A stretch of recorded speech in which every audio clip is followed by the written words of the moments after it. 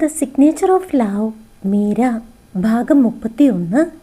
ഇംഗ്ലണ്ടിലെ പ്രൗഢഗംഭീരമായ ലണ്ടൻ നഗരം, തേംസ് നദിയുടെ ഇരുവശങ്ങളിലുമായി തല ഉയർത്തി നിൽക്കുന്ന നഗരക്കാഴ്ചകൾ, അവിടെ വെസ്റ്റ് എൻഡിനോട് ചേർന്ന് കിടക്കുന്ന ചെൽസി സ്ട്രീറ്റ്, പഴമയുടെ ഗാംഭീര്യവും പുതുമയുടെ അഴകും ഒരുപോലെ സമ്മേളിക്കുന്ന ഈ പ്രദേശം ലണ്ടനിലെ അതിസമ്പന്നന്മാരുടെ കേന്ദ്രമാണ്.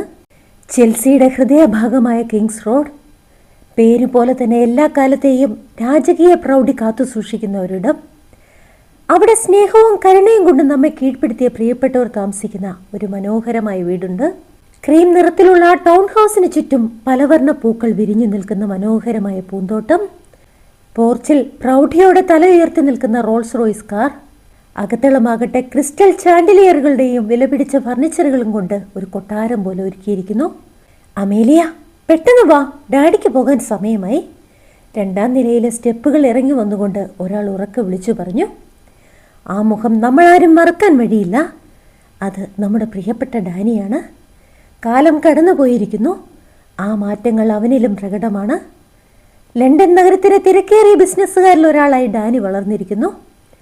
എങ്കിലും നമ്മൾ സ്നേഹിച്ച ആ പഴയ ഡാനിയുടെ ഹൃദയം ഇന്നും മാറ്റമില്ലാതെ തുടരുന്നു. ഡാഡി, എനിക്ക് നിങ്ങളോട് കുറച്ച് കാര്യങ്ങൾ സംസാരിക്കാനുണ്ട്. അത് പറഞ്ഞുകൊണ്ട് തൻ്റെ മുൻപിൽ നിൽക്കുന്ന മകളെ നോക്കി ഡാനി മനോഹരമായി പുഞ്ചിരിച്ചു. ബാല്യം വിട്ടുമാറാത്തതെങ്കിലും കൗമാരത്തിൻ്റെ ഗൗരവമാണ് ആ മുഖത്ത് നിറഞ്ഞു നിൽക്കുന്നത്. അമേലിയ, മീര എന്ന പാവം പെൺകുട്ടിയുടെ ഉദരത്തിൽ ജന്മമെടുത്ത് ഡാനിയുടെയും കെയറിൻ്റെയും സ്വപ്നമായി വളർന്ന അവരുടെ പൊന്നോമന മകൾ. അമേലിയയ്ക്ക് ഇംഗ്ലീഷുകാരുടെ വെളുത്ത നിറമാണെങ്കിലും അവളുടെ മുഖലക്ഷണങ്ങളിൽ തെളിഞ്ഞു നിൽക്കുന്നത് ഒരു ഇന്ത്യൻ പെൺകുട്ടിയുടെ തനിമയാർന്ന മനോഹാരിതയായിരുന്നു. നീല കലർന്ന ചാരനിറം അവളുടെ വിരിഞ്ഞ കണ്ണുകൾക്ക് കൂടുതൽ ഭംഗിയേകുന്നു. നീണ്ട വിരലുകൾ കൊണ്ട് അവൾ ഇടയ്ക്കിടെ മാടിയൊതുക്കുന്ന ചെമ്മൻ മുടിയിഴകൾ, മെലിഞ്ഞതെങ്കിലും വടിവാർന്ന ശരീരപ്രകൃതി, കാണുന്നവർ ഒരിക്കൽ കൂടി നോക്കിപ്പോകും വിധം അത്രമേൽ സുന്ദരി. അയ്യോ മോളെ, ഡാഡി അല്പം തിരക്കിലാണല്ലോ. വളരെ പ്രധാനപ്പെട്ട ചില ബിസിനസ് മീറ്റിങ്ങുകളുണ്ട്. നമുക്ക് വൈകുന്നേരം സംസാരിച്ചാൽ പോരെ? അവളുടെ തലയിൽ വാത്സല്യത്തോടെ തലോടിക്കൊണ്ട് ഡാനി കൊഞ്ചലോട് ചോദിച്ചു. നോ ഡാഡി, എനിക്ക് ഇപ്പോൾ തന്നെ സംസാരിക്കണം. എപ്പോഴും ഓരോ കാരണങ്ങൾ പറഞ്ഞ് ഡാഡി ഒഴിഞ്ഞു മാറുകയാണ്. എനിക്കിത് ഇപ്പോൾ പറഞ്ഞേ പറ്റൂ. അവൾ വാശി ഉപേക്ഷിക്കാതെ പറഞ്ഞു. അമേലിയ, നീ ഇപ്പോഴും ഒരു കൊച്ചുകുട്ടിയാണെന്നാണോ നിന്റെ വിചാരം? കാര്യങ്ങൾ കണ്ടറിഞ്ഞു പെരുമാറണം. ഡാഡി എത്ര തിരക്കിലാണെന്ന് കാണുന്നില്ലേ? എന്ത് തന്നെയാണെങ്കിലും വൈകിട്ട് വന്നിട്ട് സംസാരിക്കാം. അവിടേക്ക് കടന്നു വന്ന പ്രൗഢഗംഭീരയായ ഇംഗ്ലീഷ് സ്ത്രീ ഗൗരവത്തോടെ പറഞ്ഞു. ഗ്രാനി പറയുന്നത് കേൾക്കുമോളെ, വളരെ അത്യാവശ്യമായ ഒരു കാര്യത്തിനാണ് ഡാഡി പോകുന്നത്. അല്ലെങ്കിൽ നിനക്ക് വേണ്ടി ഞാൻ ഇവിടെ തന്നെ ഉണ്ടാകുമെന്ന് നിനക്കറിയാവുന്നതല്ലേ? ഡാഡിയുടെ പൊന്നു മോളല്ലേ, ഒന്ന് ചിരിച്ചേ. അത് കണ്ടിട്ട് വേണം എനിക്ക് പോകാൻ. ഡാനി അവളെ ചേർത്ത് പിടിച്ചുകൊണ്ട് പറഞ്ഞു. ഞാൻ പറയുന്നത് ഡാഡി കേൾക്കുന്നില്ലല്ലോ, അതുകൊണ്ട് ഇന്ന് എൻ്റെ ചിരി കാണാതെ പോയാൽ മതി. മുഖത്ത് കൃത്രിമമായ ദേഷ്യം വരുത്തി കൈകൾ കെട്ടി പിണങ്ങി നിന്നുകൊണ്ട് അമേലിയ പറഞ്ഞു. അത് കിട്ടാതെ പോകുന്ന കാര്യം ചിന്തിക്കാൻ പോലും എനിക്ക് കഴിയില്ല മോളെ. മോൾക്കൊരു കാര്യം അറിയോ? മോളുടെ ഈ പുഞ്ചിരിയാണ് നമ്മുടെ കമ്പനിയുടെ വിജയരഹസ്യം. ഡാനി അവളെ അനുനയിപ്പിക്കാൻ എന്നവണ്ണം പറഞ്ഞു. പറ്റില്ല, അവൾ വീണ്ടും തൻ്റെ വാശിയിൽ ഉറച്ചു നിന്നു. അങ്ങനെ പറയല്ലേ മോളെ. ഡാഡി പോയിട്ട് പെട്ടെന്ന് വരാം. അത് കഴിഞ്ഞ് എത്ര നേരം വേണമെങ്കിലും നിനക്ക് എന്നോട് സംസാരിക്കാം. ഡാഡിയുടെ നല്ല കുട്ടിയല്ലേ നീ? ഡാനി വാത്സല്യത്തോടെ അവളുടെ താടിയിൽ പിടിച്ചു കൊഞ്ചിച്ചു. ശരി ശരി, പക്ഷെ പറഞ്ഞ വാക്ക് മാറ്റരുത്. പറഞ്ഞ സമയത്ത് തിരികെ എത്തിയില്ലെങ്കിൽ ഈ അമേലിയയുടെ സ്വഭാവം മാറും. ഡാഡിക്ക് എന്നെ അറിയാമല്ലോ അല്ലേ?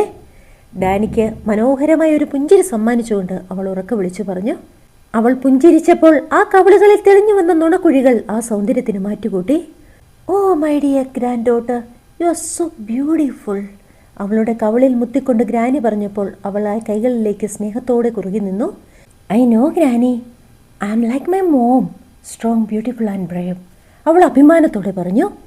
അവളുടെ അമ്മയെക്കുറിച്ചുള്ള ആ വാക്കുകൾ കേട്ടപ്പോൾ ഹെലൻ്റെ ശ്വാസം ഒന്ന് ദീർഘിച്ചു. ഗ്രാനി, ഈ അവധിക്കാലം വേണ്ടായിരുന്നു. സ്കൂളിൽ പോകുകയായിരുന്നെങ്കിൽ എന്ത് രസമായിരുന്നു. ഇതിപ്പോൾ ഒന്നും ചെയ്യാനില്ലാതെ സോ ബോറിങ്. സെറ്റിയിലേക്ക് ചാഞ്ഞുകൊണ്ട് അവൾ മടുപ്പോടെ പറഞ്ഞു. ഹെലൻ, അമേലിയ എവിടെ? പുറത്തുനിന്നും ആ ശബ്ദം കേട്ടപ്പോൾ അവൾ ആവേശത്തോടെ ചാടി എഴുന്നേറ്റു. ആഹാ, മെറിയായിരുന്നോ? വാ, അകത്തേക്ക് കയറിയിരിക്കുക. ആകതയെ കണ്ട് ഹെലൻ വാത്സല്യത്തോടെ പറഞ്ഞു. ഹേയ്, ഇരിക്കാനൊന്നും സമയമില്ല ഗ്രാനി, ഞങ്ങൾക്ക് കുറച്ച് പണിയുണ്ട്. ഞങ്ങൾ ഡ്രൈവർ അങ്കിളിനെയും കൂട്ടി ഒരു ഡ്രൈവ് പോവുകയാണ്. കുറച്ച് വൈകിയാലും ഞങ്ങളെ അന്വേഷിക്കേണ്ട. മാർക്കെങ്കിൽ വിളിച്ചാൽ വിവരം പറഞ്ഞേക്കണേ. മെറിയെയും കുട്ടി പുറത്തേക്ക് കുതിക്കുമ്പോൾ അമേലിയ വിളിച്ചു പറഞ്ഞു, എങ്ങോട്ടാ ഈ പോക്ക്? ഒന്ന് പറഞ്ഞിട്ട് പോ. കുറച്ച് ദിവസമായി ഞാൻ ശ്രദ്ധിക്കുന്നു, നിങ്ങൾ രണ്ടും കൂടി എന്തോ ഒപ്പിക്കുന്നുണ്ട്. ഒരു പ്രശ്നത്തിലും പോയി ചാടിയേക്കരുത് കേട്ടോ. നിങ്ങളുടെ ഉത്തരവാദിത്തം എൻ്റേതാണ്. ഹെലൻ പിന്നിൽ നിന്നും വിളിച്ചു പറഞ്ഞു. ഡോൺ വാഴി ഗ്രാനി, ഞങ്ങൾ ചിലതൊക്കെ പ്ലാൻ ചെയ്യുന്നുണ്ട്. അത് വിജയിച്ചാൽ ഏറ്റവും കൂടുതൽ സന്തോഷിക്കുക ഗ്രാനിയായിരിക്കും. ഉറപ്പൊന്നുമില്ല, എങ്കിലും ഞങ്ങൾ ശ്രമിക്കുകയാണ്.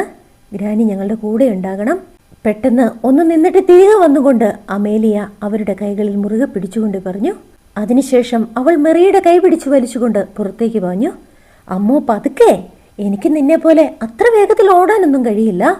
ദൈവാനുഗ്രഹത്തിനാണ് ഞാൻ ഇത്രയെങ്കിലും ആയത്. മെറി കിതച്ചുകൊണ്ട് ചിരിച്ചു.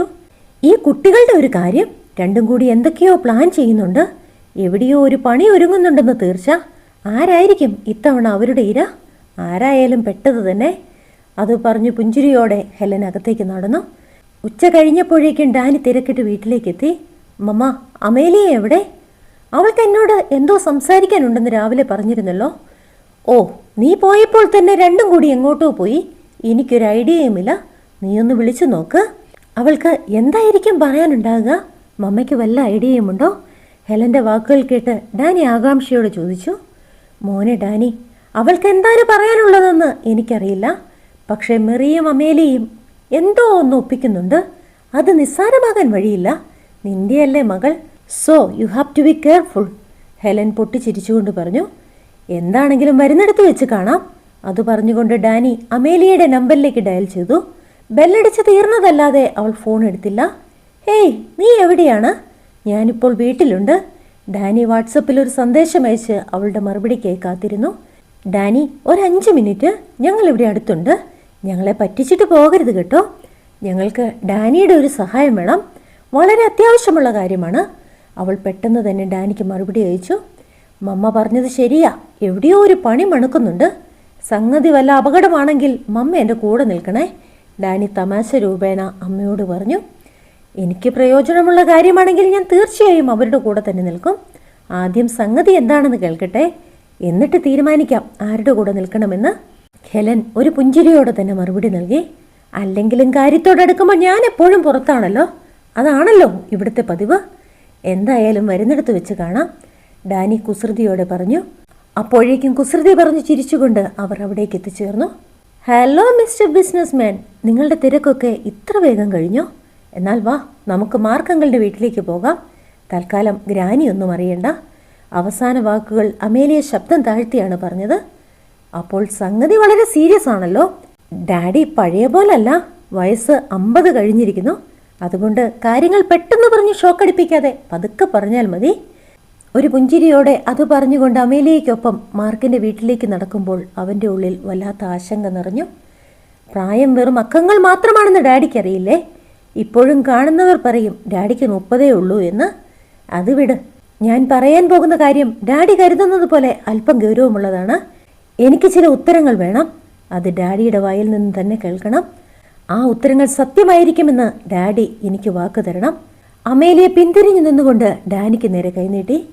ഡാഡി ഇന്ന് വരെ മോളോട് കള്ളം പറഞ്ഞിട്ടുണ്ടോ? ഇനി അങ്ങനെ എന്തെങ്കിലും ഉണ്ടായിട്ടുണ്ടെങ്കിൽ പോലും അത് നിന്റെ നന്മയ്ക്ക് വേണ്ടിയല്ലേ?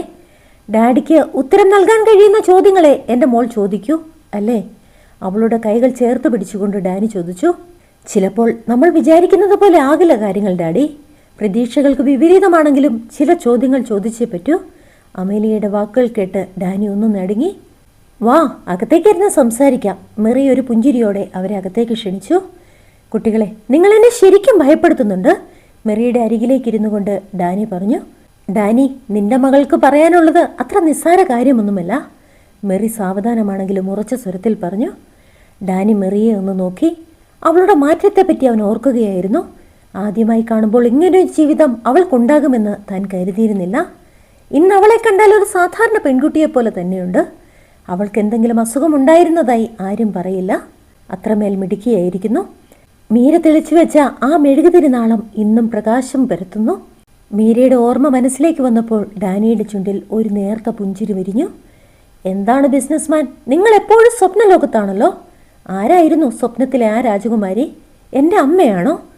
ഡാനിയുടെ മുൻപിൽ മുട്ടുകുത്തി നിന്നുകൊണ്ട് അമേലിയ കുസൃതിയോട് ചോദിച്ചു. ഡാനി മറുപടിയൊന്നും പറയാതെ ആ പുഞ്ചിരി നിലനിർത്തിക്കൊണ്ട് അവളെ നോക്കി. ശരി ഡാഡി, മറുപടി പറയണ്ട, നമുക്ക് കാര്യത്തിലേക്ക് വരാം. ഡാഡി, ആരാണ് ഈ മീര?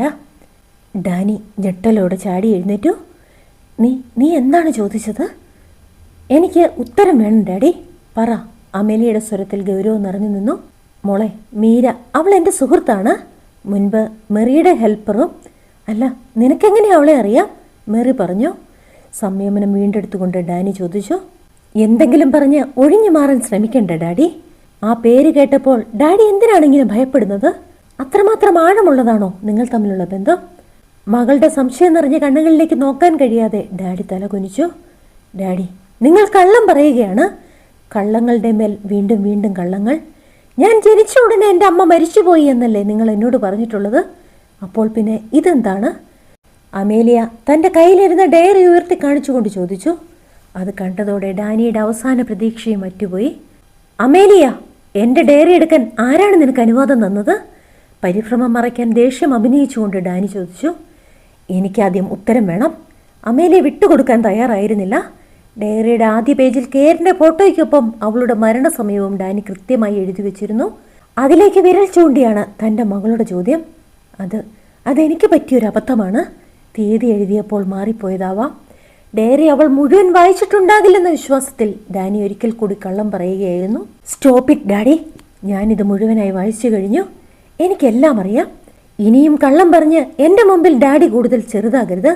എനിക്കെൻ്റെ അമ്മയെ കാണണം. എനിക്ക് മാത്രമല്ല, മെറിക്കും അവളെ കാണണം. ആ വാക്കുകൾ കേട്ടപ്പോൾ ഡാനി സ്തംഭിച്ചുപോയി. അവൻ്റെ കണ്ണുകളിൽ ഭയവും വെപ്രാളവും നിഴലിച്ചു. നീ എന്തൊക്കെയാണ് ഈ പറയുന്നത്? ഇതിലെന്താണ് വ്യക്തത കുറവുള്ളത്? അത് പറയുമ്പോൾ അമേലിയയുടെ കണ്ണുകൾ തിളങ്ങി. എനിക്ക് മനസ്സിലാകുന്നില്ല, നിങ്ങൾക്ക് ആരെയാണ് കാണേണ്ടത്? കേരൻ എന്നേ ഈ ലോകത്തോട് വിട പറഞ്ഞതാണ്. മരിച്ചവരുടെ ലോകത്തേക്ക് പോകാനോ അവരെ തിരികെ കൊണ്ടുവരാനോ നമുക്ക് കഴിയില്ല അമ്മു. ഏറെ നേരത്തെ ആലോചനയ്ക്ക് ശേഷം ഡാനി സാവധാനം പറഞ്ഞു. ഞങ്ങൾക്ക് കാണേണ്ടത് കേരനെയല്ല, മീരയെയാണ്. ഈ നിമിഷം വരെ നിങ്ങൾ എന്നോട് പറയാതെ എല്ലാം ഒളിച്ചു വെച്ചു. എനിക്ക് ജന്മം നൽകിയ എൻ്റെ അമ്മയെ എനിക്ക് കാണണം. ഈ ലോകത്ത് ജീവിച്ചിരിക്കുന്ന എൻ്റെ അമ്മയുടെ സ്നേഹം എന്തിനാണ് എനിക്ക് നിഷേധിച്ചത്? അങ്ങനെ ഒരാളുടെ കാര്യം എന്തിനാണ് എന്നിൽ നിന്ന് മറച്ചു വെച്ചത്? അത് പറയുമ്പോൾ അവളുടെ വാക്കുകൾ ഇടറുന്നുണ്ടായിരുന്നു. നിങ്ങൾ സ്വാർത്ഥനാണ് ഡാഡി. ഡാഡിക്ക് ഇന്നും അമ്മയുണ്ട്. അവരുടെ സ്നേഹം ഇപ്പോഴും നിങ്ങൾ ആസ്വദിക്കുന്നു. ഡാഡിക്ക് എല്ലാമുണ്ട്, പക്ഷേ എനിക്ക് മാത്രം ഒന്നുമില്ല. ഉള്ളതുപോലും എല്ലാവരും എന്നിൽ നിന്നും മറച്ചു പിടിക്കുന്നു. എന്തിനു വേണ്ടി? ആർക്ക് വേണ്ടി? എന്ത് ന്യായീകരണമാണെങ്കിലും നിങ്ങളുടെ ഈ പ്രവൃത്തി അംഗീകരിക്കാൻ ഞാൻ തയ്യാറല്ല. Tell me, what justification do you have? അമേലിയയുടെ ചോദ്യശരങ്ങൾക്ക് മുൻപിൽ ഉത്തരമില്ലാതെ ഡാനി തകർന്നുപോയി. ഇവിടെ നിനക്ക് നൽകാൻ ഡാനിയുടെ കൈവശം ന്യായീകരണങ്ങളില്ല മോളെ. പക്ഷേ ഒരു കാര്യം മോള് മനസ്സിലാക്കണം. പക്ഷേ എനിക്കൊരിക്കലും നിനക്ക് മീരയെ നേടിത്തരാൻ കഴിയില്ല. അവളുടെ ജീവിതത്തിലേക്ക് അനുവാദമില്ലാതെ കടന്നു ചെല്ലാൻ നമുക്ക് ആർക്കും അവകാശമില്ല. അല്ലെങ്കിൽ തന്നെ എന്തു പറഞ്ഞാണ് ഞാൻ അവളെ തേടി ചെല്ലുക? ഒരു വാടക ഗർഭപാത്രത്തിൻ്റെ ഉടമ്പടി മാത്രമായിരുന്നു ഞാനും അവളും തമ്മിലുണ്ടായിരുന്നത്. പക്ഷേ ആ വാടക പോലും വാങ്ങാതെയാണ് അവൾ പോയത്. അതാണ് സത്യം. ഡാനി തൻ്റെ നെഞ്ചു പൊള്ളുന്ന ആ യാഥാർത്ഥ്യം വെളിപ്പെടുത്തി. ഡാഡിക്ക് അവകാശമില്ലായിരിക്കും, പക്ഷേ 10 മാസം ആ വയറ്റിൽ കിടന്നതിൻ്റെ അവകാശം ഈ മകൾക്ക് പറയാമല്ലോ. ഡാഡി, പ്ലീസ് എന്നെ അവിടേക്കൊന്ന് കൊണ്ടുപോകാമോ? അവളുടെ സ്വരം ഒരു കരച്ചിലായി മാറി. എനിക്ക് അവളെ ഒന്ന് കണ്ടാൽ മാത്രം മതി. ഒന്ന് കെട്ടിപ്പിടിക്കണം. ആ നെഞ്ചോട് ചേർന്ന് കുറച്ചു നേരം നിൽക്കണം. ഡാനി, നിന്റെ മകളുടെ അവസാനത്തെ ആഗ്രഹമാണെന്ന് കരുതിയാൽ മതി. ഇനി ഒരിക്കലും ഒന്നിനു വേണ്ടിയും ഞാൻ ഡാഡിയെ ശല്യം ചെയ്യില്ല. അമേലിയ ഡാനിയുടെ കാൽക്കൽ വീണ് പൊട്ടിക്കരഞ്ഞു. മോളെ, നീ വിചാരിക്കുന്നത് പോലെ അത്ര എളുപ്പമല്ല കാര്യങ്ങൾ. നിന്റെ മമ്മി അവൾക്ക് ചെയ്തു കൊടുത്ത ഉപകാരങ്ങൾക്ക് പകരമായി അവൾ എനിക്ക് നൽകിയ വിലമതിക്കാനാകാത്ത നിധിയാണ് നീ. അതിൻ്റെ പേരിൽ ഇനിയൊരിക്കലും അവൾ വേദനിക്കാൻ ഇടയാകരുത്. മീരയ്ക്കൊരു മകനുണ്ട്, നിന്റെ സഹോദരൻ. അവർക്കിടയിലേക്ക് നമ്മൾ കടന്നു ചെന്ന് അവരുടെ സമാധാനം കളയരുത്. അവർ എവിടെയാണെങ്കിലും സന്തോഷമായിരിക്കണം. എനിക്കറിയാം ഡാഡി, എൻ്റെ അമ്മയ്ക്ക് ഒരിക്കലും എന്നെ സ്നേഹിക്കാനോ അംഗീകരിക്കാനോ കഴിയില്ലെന്ന്. പക്ഷേ ഡാഡിക്കല്ലേ അവരെ തിരിഞ്ഞതെല്ലാം മടി. എനിക്കതില്ലല്ലോ. ഒരേ ഒരു തവണ എനിക്ക് എൻ്റെ അമ്മയെ ഒന്ന് കാണണം. നമുക്ക് ആരോടും പറയണ്ട, ആരും ഒന്നും അറിയുകയും വേണ്ട. ഒന്ന് കണ്ട് പെട്ടെന്ന് തിരിച്ചു വരാം. പ്ലീസ് ഡാഡി, ഒരായുസ് മുഴുവൻ ഓർക്കാൻ എനിക്ക് ആ ഒരു നിമിഷം മാത്രം മതി. അമേലിയ വാശിയോടെ കരഞ്ഞു. ഡാനി, എനിക്കും മീരയെ കാണണം. അവൾ എന്നെ കാത്തിരിക്കുന്നുണ്ടാകും. എനിക്ക് നടക്കാനായാൽ തീർച്ചയായും അവരെ കാണാൻ വരുമെന്ന് ഞാൻ അവർക്ക് വാക്ക് നൽകിയതാണ്. നമുക്കൊരേ ഒരു തവണ ഇന്ത്യയിലേക്ക് പോകാം. മീരയമ്മയെ കണ്ട് ഒരാഴ്ച അവർക്കൊപ്പം നിന്ന് നമുക്ക് തിരിച്ചു വരാം. പ്ലീസ്. മെറിയും തൻ്റെ ആഗ്രഹം ഡാനിയുടെ മുന്നിൽ വെച്ചു. ശരി, ഞാനൊന്ന് ബെന്നിനോട് കൂടി ആലോചിക്കട്ടെ. ഇനി ബെൻ സമ്മതിച്ചാൽ തന്നെ വിസയൊക്കെ കിട്ടാൻ ഒരുപാട് സമയമെടുക്കും. ഒരുപാട് നേരത്തെ ആലോചനയ്ക്ക് ശേഷം ഡാനി പറഞ്ഞു, എനിക്കറിയാമായിരുന്നു ഡാഡി സമ്മതിക്കുമെന്ന്. Because you still love Meera. ഡാനിയുടെ കവിളിൽ ഒരു ഉമ്മ നൽകിക്കൊണ്ട് അമേലിയ മെറിയുടെ മുറിയിലേക്ക് ഓടി. അതെ, ഞാൻ ഇപ്പോഴും മീരയെ സ്നേഹിക്കുന്നു, ഡാനി ആത്മഗതം ചെയ്തു. പക്ഷേ അവളെ തേടി ചെല്ലാൻ പാടില്ല. അത് അവളെ ഉപദ്രവിക്കുന്നതിന് തുല്യമാണ്. ഒരിക്കലും അവളോട് നന്ദികേട് കാണിക്കരുത്. തൻ്റെ മനസ്സിൻ്റെ ആഗ്രഹത്തെ മനസാക്ഷി കൊണ്ട് തടഞ്ഞു നിർത്താൻ അവൻ ശ്രമിച്ചുകൊണ്ടേയിരുന്നു. ആ ആലോചനകൾക്കിടയിൽ എപ്പോഴോ ഡാനി ആ കൗച്ചിലേക്ക് കിടന്ന് മയക്കത്തിലേക്ക് വഴുതി വീണു. മീര, നീ എന്താണ് ഇവിടെ തനിച്ച്? കടൽ തീരത്ത് വിദൂരതയിലേക്ക് നോക്കി നിൽക്കുന്ന മീരയെ കണ്ട് സ്വപ്നത്തിൽ ഡാനി ചോദിച്ചു. അതെന്താ ഇപ്പോൾ അങ്ങനെയൊരു ചോദ്യം? മീര എന്നും തനിച്ചല്ലേ ഡാനി? അവളുടെ ജീവിതം അങ്ങനെയാണ്. കുറച്ചു കാലത്തേക്ക് ആരെങ്കിലുമൊക്കെ കൂടെ ഉണ്ടാകും, പിന്നെ ഒന്നും പറയാതെ എല്ലാവരും ഇറങ്ങിപ്പോകും. ഇപ്പോൾ മീരയുടെ ജീവിതത്തിൽ ആരുമില്ല. എൻ്റെ ഈ കൈ പിടിക്കാൻ നിനക്ക് പോലും കഴിയുന്നില്ലല്ലോ, മീര വേദനയോട് ചോദിച്ചു. ഞാനൊരിക്കലും നിന്റെ കൈവിടാൻ ആഗ്രഹിച്ചിട്ടില്ല മീര. നീയാണ് എന്നിൽ നിന്നും ഓടിയകുന്നത്. നിനക്ക് നിന്റെ മകൻ മാത്രമായിരുന്നു എല്ലാം. എവിടെ എവിടെ നമ്മുടെ അലോഷി? ആർക്കും ആരും സ്വന്തമല്ല ഡാനി. അതൊക്കെ വെറും തെറ്റിദ്ധാരണകൾ മാത്രമാണ്. അലോഷിക്ക് ഇപ്പോൾ ഈ അമ്മയുടെ തണലല്ല ആവശ്യം, ഒരു പങ്കാളിയുടെ തണലാണ്. അവൻ്റെ ജീവിതത്തിൽ അങ്ങനെ ഒരാൾ വന്നപ്പോൾ ഞാൻ സ്വയമേ മാറിക്കൊടുത്തു. ഞാൻ വീണ്ടും ഒറ്റയ്ക്കായി, മീര ശാന്തമായി പറഞ്ഞു. എന്നെ വിഷമിപ്പിക്കാതെ കാര്യം പറയൂ മീര. നീ എന്തിനാണ് ഇവിടെ തനിച്ചു നിൽക്കുന്നത്? ഡാനി അവൾക്കരികിലേക്ക് നീങ്ങി നിന്നുകൊണ്ട് ചോദിച്ചു. നീ എന്തിനാണ് സങ്കടപ്പെടുന്നത്? അതിന് മാത്രം നമ്മൾ തമ്മിൽ എന്താണ് ബന്ധമുള്ളത്? ഒരു സുഹൃത്തിൻ്റെ സങ്കടത്തിൽ കൂടെ നിൽക്കാൻ നിനക്ക് തോന്നുന്നുണ്ടല്ലോ, അത് മതി, സാരമില്ല. ഇത് മീരയുടെ വിധിയാണ്. എനിക്ക് ആരോടും പരാതിയില്ല. ഡാനിയുടെ ചോദ്യത്തിന് മറുപടിയായി നിരാശ കലർന്ന ഒരു പുഞ്ചിരി നൽകി മീര കടൽ തിരമാലകളിലേക്ക് നടന്നു. മീര, നീ ഇപ്പോഴും ഒന്നും പറയുന്നില്ല. നീ ഇവിടെ ആരെയെങ്കിലും പ്രതീക്ഷിക്കുന്നുണ്ടോ? ഡാനി ചുറ്റും നോക്കിക്കൊണ്ട് ചോദിച്ചു. ഡാനിക്കറിയില്ലേ ഞാൻ ആരെയാണ് പ്രതീക്ഷിക്കുന്നതെന്ന്? കാലങ്ങളോളം ഞാൻ കിച്ചുവിനെ കാത്തിരുന്നു, പക്ഷേ അവൻ വന്നില്ല.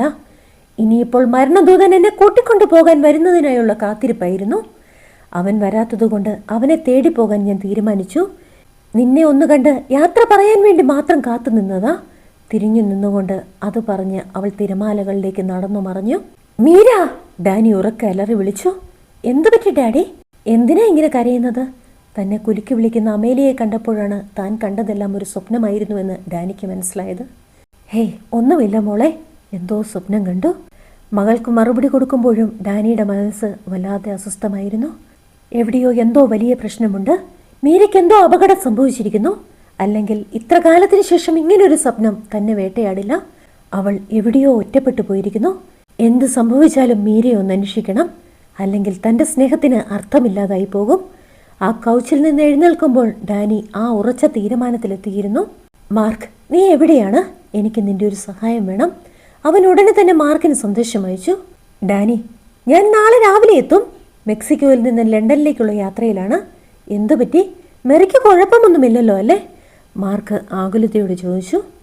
ഹേയ്, അവരൊക്കെ സന്തോഷമായിരിക്കുന്നു.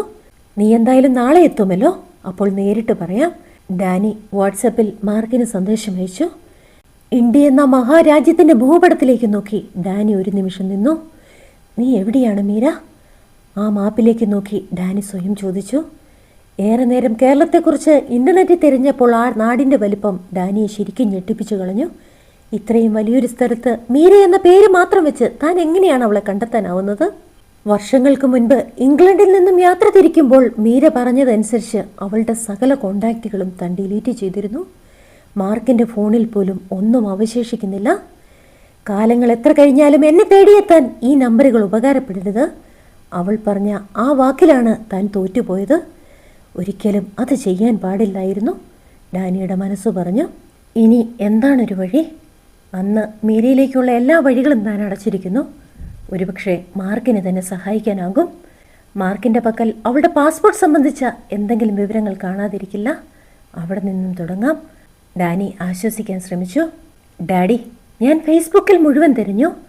മീര എന്ന പേരിലുള്ള എല്ലാ പ്രൊഫൈലും ഞങ്ങൾ നോക്കി. പക്ഷേ അതിലൊന്നും നമ്മുടെ മീരയില്ല. അതോടൊപ്പം തന്നെ അലോഷി എന്ന പേരും ഞാൻ സെർച്ച് ചെയ്തിരുന്നു. അതിലെ പല പ്രൊഫൈലുകളിലേക്കും ഞാൻ മെസ്സേജ് അയച്ചിരുന്നു. അതൊന്നും എൻ്റെ ഏട്ടൻ അലോഷിയല്ല. അവർക്കാർക്കും മീരയെ അറിയില്ല. പിന്നെ ലോക്ക്ഡ് ആയിട്ടുള്ള പ്രൊഫൈലുകളിലേക്ക് ഞാൻ റിക്വസ്റ്റ് അയച്ചിട്ടുണ്ട്. ആരെങ്കിലും പ്രതികരിക്കാതിരിക്കില്ല. പെട്ടെന്ന് അവിടേക്ക് വന്ന അമേലിയ പ്രതീക്ഷയോടെ പറഞ്ഞു, മോളെ, നീ വീണ്ടും വേദനയിലേക്കാണ് നടന്നു കയറുന്നത്. മീരയ്ക്കൊരിക്കലും നിന്നെ ചേർത്ത് പിടിക്കാനോ നിന്നോടൊപ്പം വരാനോ കഴിയില്ല. പിന്നെ എന്തിനാണ് ഈ വേണ്ടാത്ത കാര്യങ്ങൾക്ക് നിൽക്കുന്നത്? ഡാനി അവസാനമായി മകളെ പിന്തിരിപ്പിക്കാൻ ഒരു ശ്രമം കൂടി നടത്തി. ഡാഡി, നിങ്ങൾ എത്ര ഒളിച്ചു വെച്ചാലും മീരയോടുള്ള നിങ്ങളുടെ പ്രണയം എനിക്ക് മനസ്സിലാക്കാനാകും. ഞാനൊരു ടീനേജ് പെൺകുട്ടിയാണെന്ന കാര്യം നിങ്ങൾ മറന്നു പോകുകയാണ്. എനിക്കൊരമ്മയുണ്ടായിരുന്നുവെങ്കിൽ എൻ്റെ വികാരങ്ങൾ അവൾക്ക് വേഗത്തിൽ മനസ്സിലാകുമായിരുന്നു. പക്ഷേ അവൾ ഒന്ന് നിർത്തി തുടർന്നു. കുറച്ചു കാലം കഴിയുമ്പോൾ ഞാൻ എൻ്റെ ജീവിതം തേടി പറന്നകലും. ഗ്രാനിയാണെങ്കിൽ ക്യാൻസറിൻ്റെ 3ാം ഘട്ടത്തിലും. അവർ എത്ര നാൾ നിന്നോടൊപ്പം ഉണ്ടാകും നമുക്കറിയില്ല. ഞാൻ മീരയെ തേടുന്നത് എനിക്ക് വേണ്ടിയല്ല ഡാനി. എൻ്റെ മനസ്സ് പറയുന്നു മീര ഇപ്പോൾ നിങ്ങളെ കാണാൻ ആഗ്രഹിക്കുന്നുണ്ടാകുമെന്ന്. ഒരു മുതിർന്ന പെൺകുട്ടിയുടെ പക്വതയോടെ അമേലിയ പറഞ്ഞു. മോളെ, ഡാനിയുടെ സ്വരമിടറി. എല്ലാം ശരിയാകും ഡാഡി. നിങ്ങൾക്ക് മീരയെ തിരികെ നേടാനാകും. ഒരു തേങ്ങലോടെ തന്നെ വിളിച്ച പിതാവിൻ്റെ നെഞ്ചിലേക്ക് ചാഞ്ഞുകൊണ്ട് അവൾ അവനെ ആശ്വസിപ്പിച്ചു. കേരനും മീരയും കഴിഞ്ഞാൽ ഈ ലോകത്ത് തന്നെ ഏറ്റവും കൂടുതൽ മനസ്സിലാക്കിയത് അമേലിയയാണെന്ന് ഡാനിക്ക് തോന്നി. താൻ 10 മാസം കിടന്ന ഗർഭപാത്രത്തിൻ്റെ മേന്മയും കേരൻ്റെ ജീനിലെ നന്മയുമാകും അവളെ ഇത്രയോടെ പക്വതയോടെ ചിന്തിപ്പിക്കുന്നത്. ഡാനിയുടെ ഉള്ളിൽ അത്ഭുതവും ഒപ്പം ആശ്വാസവും നിറഞ്ഞു. എന്താ ഡാനി, നിനക്ക് ഭക്ഷണം വേണ്ടേ? കുറച്ചു നേരമായി ഞാൻ ശ്രദ്ധിക്കുന്നു. നിന്റെ മനസ്സ് ഇവിടെയെങ്ങുമല്ലല്ലോ. ബിസിനസ്സിൽ എന്തെങ്കിലും പ്രശ്നമുണ്ടോ? ഭക്ഷണത്തിൽ കൈയിട്ട് വിരകിക്കൊണ്ട് ചിന്തകളിൽ മുഴുകിയിരിക്കുന്ന ഡാനിയെ നോക്കി അമ്മ ചോദിച്ചു. ഓ ഗ്രാനി, ഡാനി ഇപ്പോഴും ചെറുപ്പമല്ലേ? സ്വപ്നം കണ്ട് വളരട്ടെ. ഇന്നത്തെ സ്വപ്നങ്ങളാണ് നാളത്തെ സന്തോഷമെന്നാരോ പറഞ്ഞിട്ടുണ്ടല്ലോ. അമേലിയ തമാശ പറഞ്ഞുകൊണ്ട് പൊട്ടിച്ചിരിച്ചു. ഹെലനും ആ ചിരിയിൽ പങ്കുചേർന്നപ്പോൾ ഡാനിക്കും പുഞ്ചിരിക്കാതിരിക്കാനായില്ല. എന്നാൽ ഉറങ്ങാൻ പോകും മുൻപ് അമേലിയ ഡാനിയുടെ അരികിലെത്തി അവൻ്റെ ചെവിയിൽ മന്ത്രിച്ചു. ഡാഡി, ഈ രാത്രി തന്നെ ഉചിതമായ ഒരു തീരുമാനമെടുക്കണം.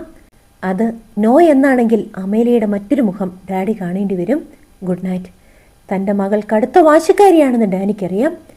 അവൾ എന്തെങ്കിലും ഒന്ന് ആഗ്രഹിച്ചാൽ അത് നേടിയെടുക്കാതെ വിശ്രമിക്കില്ല. അവളോട് നോ പറയാൻ തനിക്ക് കഴിയില്ല. എന്തായാലും പോകുക തന്നെ. വെറുതെ ഒരു പരീക്ഷണം നടത്തി നോക്കാം. നാളെ മാർക്ക് വരും.